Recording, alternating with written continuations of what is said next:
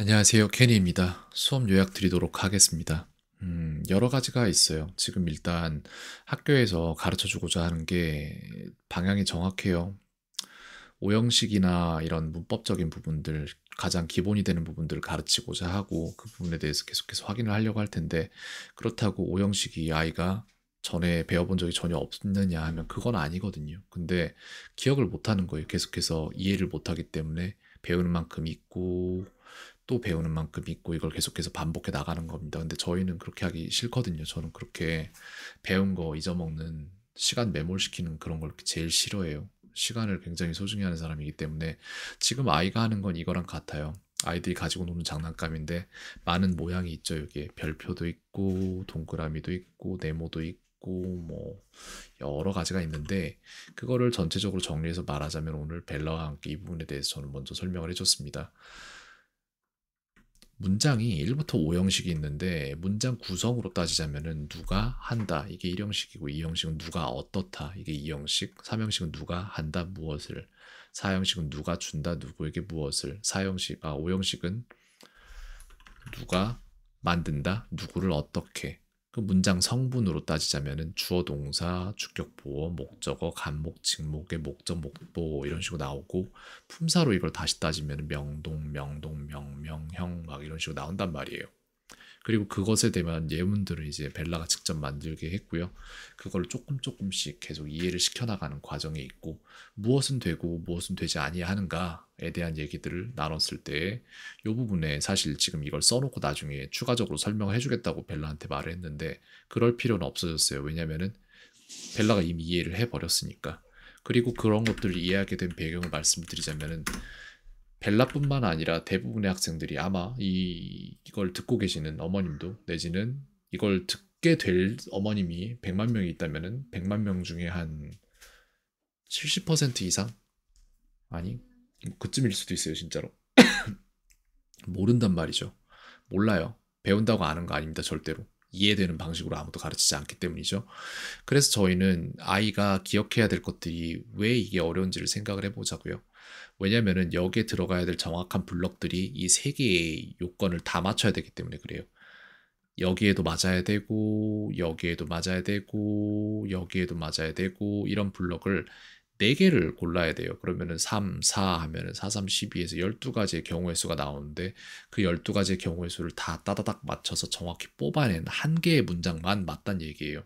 근데 그걸 갖다가 5형식까지 가면은 60개 가지의 수가 나오는 거잖아요. 그죠? 당연히 어렵죠. 말이 안 되게 어려운 건데 하지만 본질적으로는 이것과 같아요.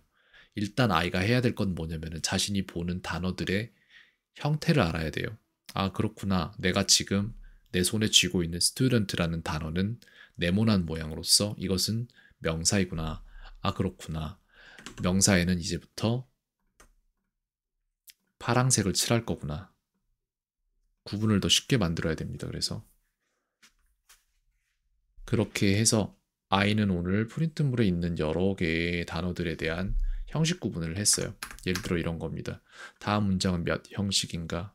이게 왜 어떻게 되는지에 대한 모든 설명을 써줬고요. 거기에 대한 색깔 구분을 아이에게 모두 다 맡겼고 거기에 대한 품사 구분도 아이에게 맡기고 그리고 이제 이런 것들을 다 해주는 거예요. 그렇게 해서 아이가 점점 이걸 이해해 나가고 있습니다. 그래서 오형식을 저희는 그냥 대충 지금 의례적으로 의례 그렇듯이 가르치는 게 아니라 진짜 이거를 사용을 어디에다 할 것인지까지 가져가고 그리고 아이가 이거를 계속해서 반복하면서 기억할 수 있게끔 숙제까지 다 편성을 해줬고요.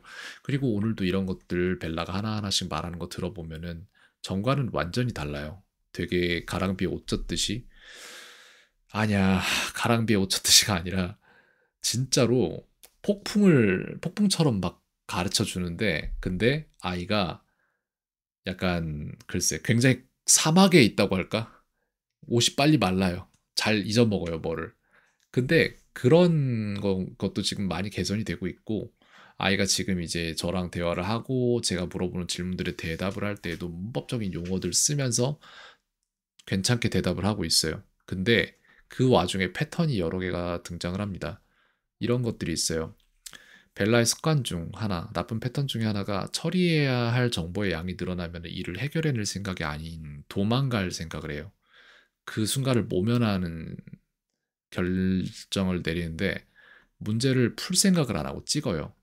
그리고 모르는데 아는 척을 할 때도 있어요. 추임새를 넣으면서 이러면서 이렇게 아는 척을 할 때가 있고 아무 말이나 해요. 즉 찍는다는 얘기죠. 이게 있어요. 그다음에 또 처리해야 할 정보의 양이 늘어나서 시간이 걸리면은 그러면은 그 순간을 모면하기 위해서 문제 처리에 뇌의 힘을 쓰는 게 아니라 그거를 안 걸리고 모면하기 위한 연기력에 뇌의 힘을 씁니다.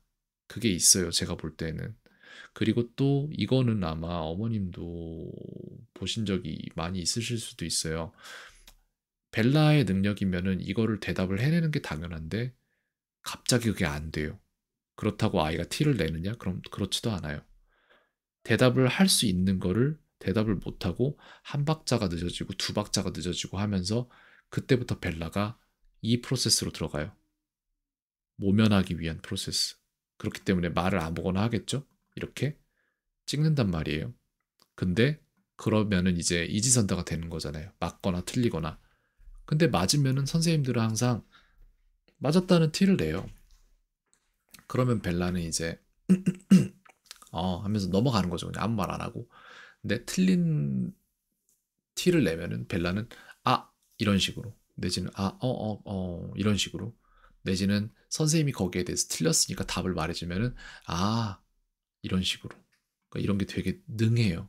안 그랬으면 좋겠는데 그래서 이런 부분들이 있어서 그거를 계속해서 이게 진짜로 아이가 알아서 그런 반응을 보이는 건지 아니면 몰라도 그런 반응을 보이는 건지 내지는 그런 반응과 전혀 상관없이 알 수밖에 없는 과정 전체를 편성을 해주자.